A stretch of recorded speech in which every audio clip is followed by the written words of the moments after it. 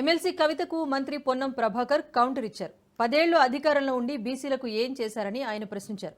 గత ప్రభుత్వంలో బీసీలకు కనీస గౌరవం కూడా దక్కలేదని విమర్శించారు.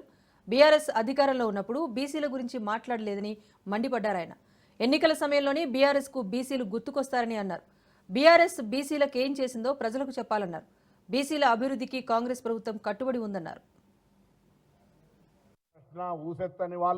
రాజ్యాంగబద్ధంగా బలైన వర్గాలకు అవకాశం ఉండి రాజకీయ అధికారం ఉన్నప్పుడు న్యాయం చేయనోళ్ళు, సంస్థాగతంగా బలైన వర్గాలకు అవకాశం ఇయ్యనోళ్ళు, సామెతగా దయ్యాలు వేదాలు వల్లించినట్టు ఇలా వేదికలు పెట్టి బలహీన వర్గాల గురించి మాట్లాడుతుంటే ఒకవైపు ఆశ్చర్యం అవుతా ఉంది, మరొక వైపు బలహీన వర్గాల గొంతెత్తుకున్నందుకు అభినందనలు కూడా చెప్తాను. అట్లీస్ట్ ఆఖరికి అధికారం దిగినాకనన్నా మత్తు దిగితే మస్తుగా యాదికొస్తాయి అన్నట్టుగా ఆ అధికారం దిగినాక బీసీలు యాదికొస్తా ఉన్నారు. వాళ్లకు ముఖ్యంగా సోదరి కవిత గారికి అభినందనలు. మీ పార్టీల ప్రభుత్వాన్ని అడిగే ముందు తెలంగాణ రాష్ట్ర సమితి ఎలియాస్ భారతీయ రాష్ట్ర సమితి మీ పార్టీలో ఉన్నటువంటి అధ్యక్ష పదవిని, కార్యనిర్వాహక అధ్యక్ష పదవిని, శాసనసభ పక్ష నాయకుడిని 3 పదవులల్లా ఒకటి ఉంచుకొని, ఒకటి బీసీలకు, ఒకటి ఎస్సీలకు, ఉపసభా నాయకత్వం ఒకటి మైనారిటీలకు ఇలా అవకాశం ఇచ్చి మీ నిబద్ధతను చాటుకొని ప్రభుత్వాన్ని ప్రశ్నించే అవకాశాన్ని తీసుకోమని కోరుతా ఉన్నా.